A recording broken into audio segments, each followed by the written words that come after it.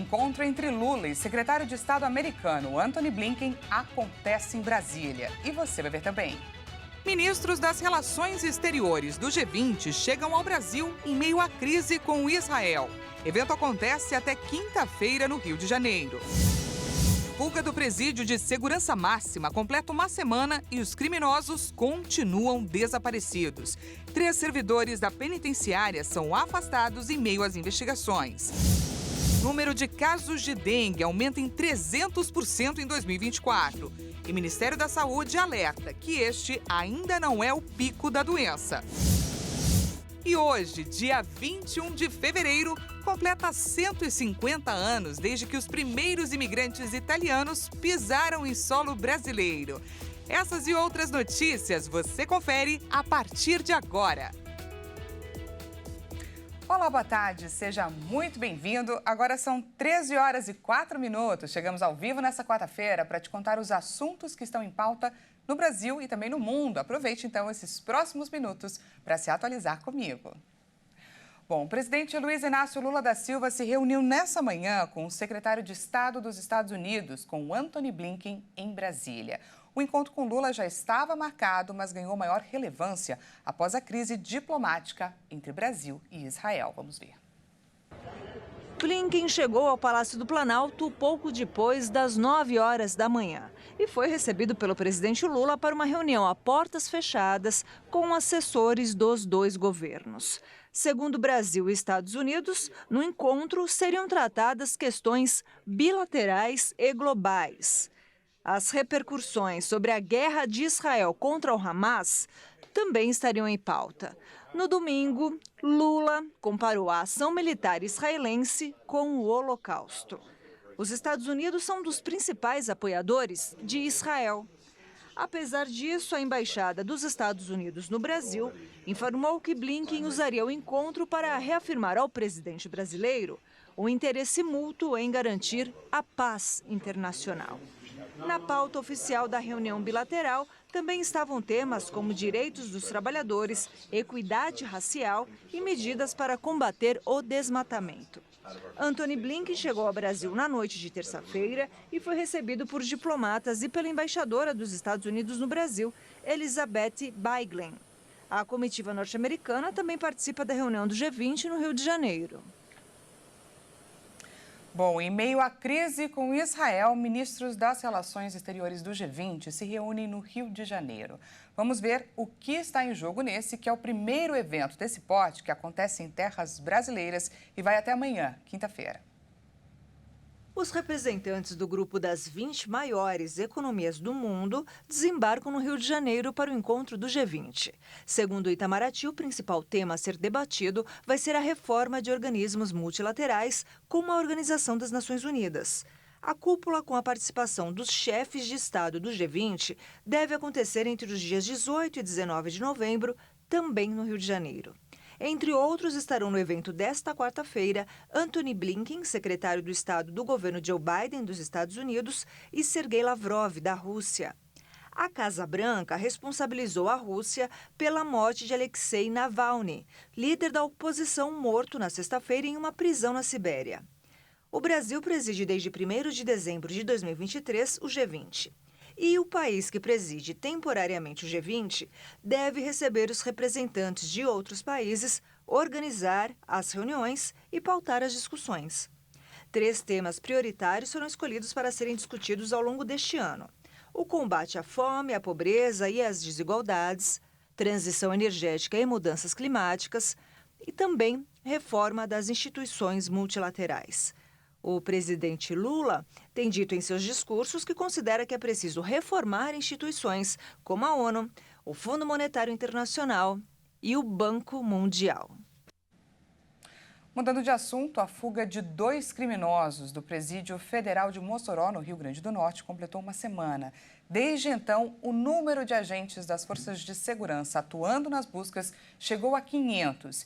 E em meio às investigações para apurar se a fuga em algum momento foi facilitada, 3 servidores que atuavam na Penitenciária Federal foram afastados de suas funções. Uma semana depois da fuga, os presos permanecem foragidos. Já chegou a 500 o número de agentes das forças de segurança atuando nas buscas. Também foram anunciadas várias medidas pelo governo federal, como o afastamento da direção do presídio e de responsáveis pelas áreas de segurança, inteligência e administração, além da abertura de 2 investigações paralelas. Autoridades apuram as circunstâncias e possíveis responsabilidades pela fuga de Rogério da Silva Mendonça e Davidson Cabral Nascimento. Os criminosos foram vistos pela última vez na última sexta-feira. Durante a fuga, eles chegaram a invadir 2 casas.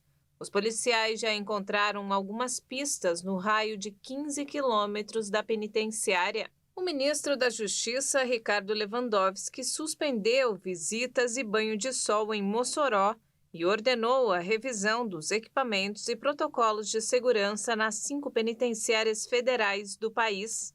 Além disso, anunciou que o Ministério irá determinar a construção de muralhas e a adoção de sistemas de videomonitoramento com reconhecimento facial. Com autorização do ministro, nesta quarta, a Força Nacional começou a atuar na força-tarefa das buscas pelos fugitivos. O pedido para o envio das equipes partiu do diretor-geral da Polícia Federal, Andrei Rodrigues. E nesta sexta-feira, a Força Penal Nacional também vai começar a atuar para o reforço da segurança no entorno da penitenciária e treinamento de agentes durante 60 dias. Nós vamos para o intervalo e no próximo bloco você vai ver. Número de casos de dengue aumenta em 300% em 2024. E ainda, hoje, dia 21 de fevereiro, completa 150 anos desde que os primeiros imigrantes italianos pisaram em solo brasileiro. A gente volta já já. Não perca!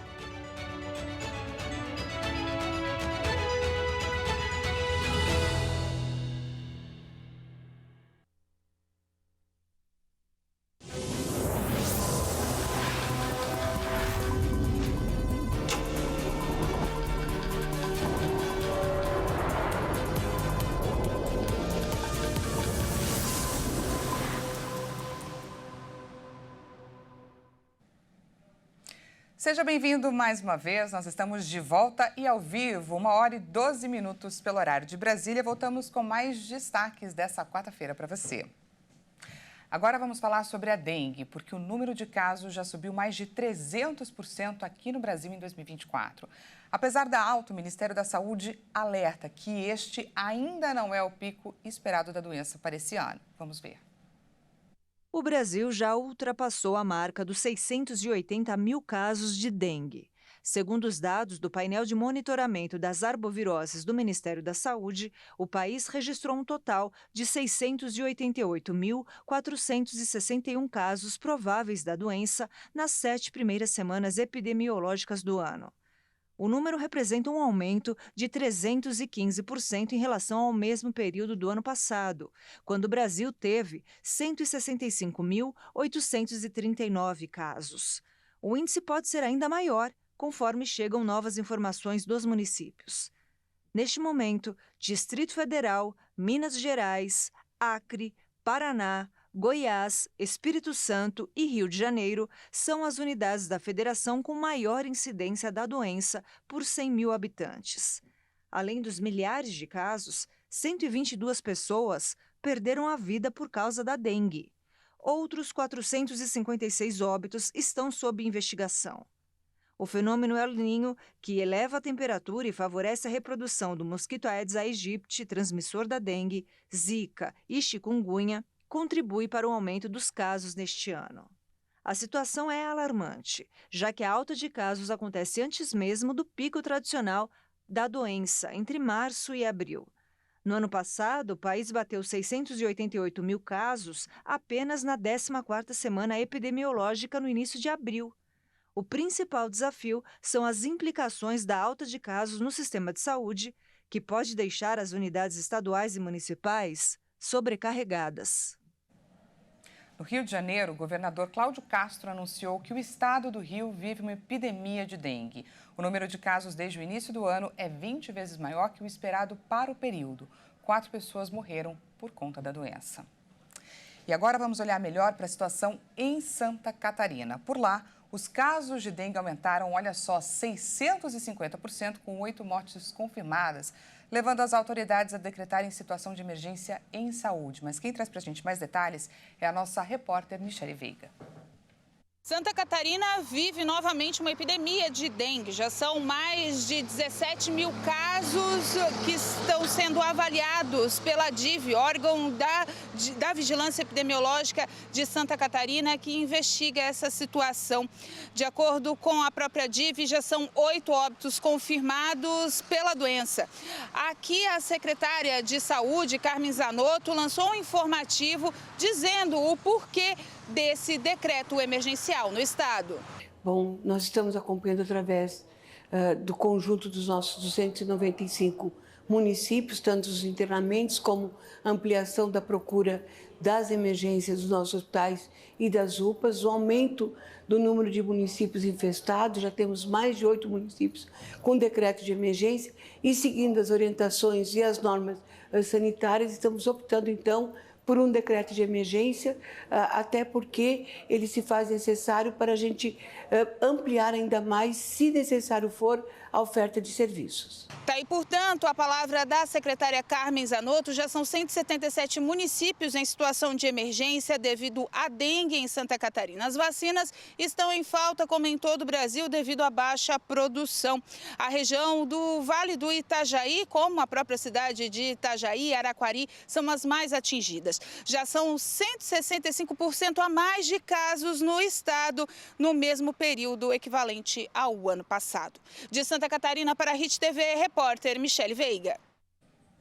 Essa é a nossa repórter de Santa Catarina, trazendo para a gente uma atualização sobre a situação da dengue por lá. Mudando de assunto, o Supremo Tribunal Federal condenou mais 15 réus acusados de participação nos ataques a Brasília, os ataques do dia 8 de janeiro de 2023. Com isso, o número de réus condenados pela Corte Suprema subiu para 86. As penas para os condenados pelos atos extremistas do 8 de janeiro de 2023, quando as sedes dos 3 poderes foram invadidas e destruídas, vão de 3 a 17 anos de prisão. Nesta terça-feira, o Supremo Tribunal Federal condenou mais 15 réus denunciados pela Procuradoria-Geral da República.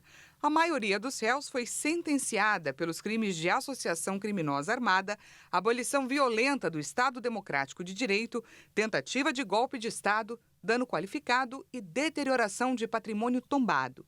As defesas alegaram que, entre outros pontos, as condutas dos réus não foram individualizadas, que eles não agiram para dar um golpe de Estado e pediram o arquivamento dos casos. Mas a maioria dos ministros seguiu o voto do relator, o ministro Alexandre de Moraes, com o entendimento de que houve uma clara intenção por parte de uma multidão de tomada ilícita de poder com o uso de meios violentos.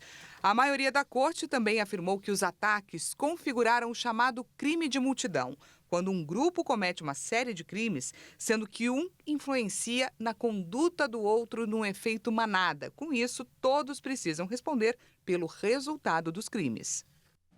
A Comissão do Senado aprovou um desconto para pessoas acima dos 50 anos de idade renovarem a Carteira Nacional de Habilitação. O projeto ainda precisa passar pelo plenário para começar então a valer. A Comissão de Assuntos Econômicos do Senado Federal aprovou um projeto de lei que concede desconto de 50% no valor da renovação da CNH para motoristas com 50 anos ou mais. E no caso dos condutores com 70 anos ou mais, o desconto na renovação seria de 70%.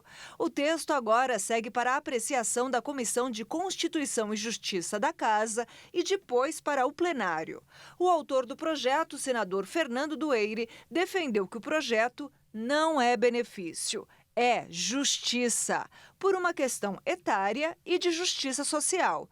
A relatora, a senadora Tereza Leitão, defendeu que os condutores entre 50 e 70 anos devem sim pagar metade do valor da renovação.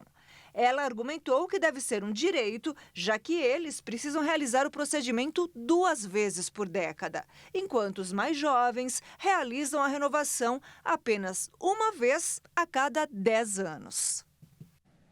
Vamos agora de atualização, vamos trazer para vocês a situação no conflito do Oriente Médio. Pelo menos 2 pessoas morreram em ataques israelenses no bairro de Damasco, capital da Síria, segundo informações da imprensa estatal. O exército de Israel não se manifestou. O alvo foi o bairro de Kafr Souza, na capital Damasco, uma área de alta segurança da capital síria, que alberga funcionários de segurança, quartéis de inteligência e um centro cultural iraniano. Um prédio de 9 andares foi atingido e alguns carros também ficaram danificados. Desde que a guerra civil na Síria eclodiu em 2011, Israel lançou centenas de ataques aéreos contra o país, visando principalmente forças apoiadas pelo Irã, incluindo militantes do Hezbollah e posições do exército sírio. Os ataques aumentaram desde que a guerra de Israel com o Hamas começou em 7 de outubro. A organização Observatório Sírio para os Direitos Humanos relatou vários ataques israelenses na Síria no mês de fevereiro. A greve dos trabalhadores da Torre Eiffel chegou ao 3º dia consecutivo e a tendência é continuar. Trabalhadores denunciam o modelo de gestão da empresa que opera o monumento.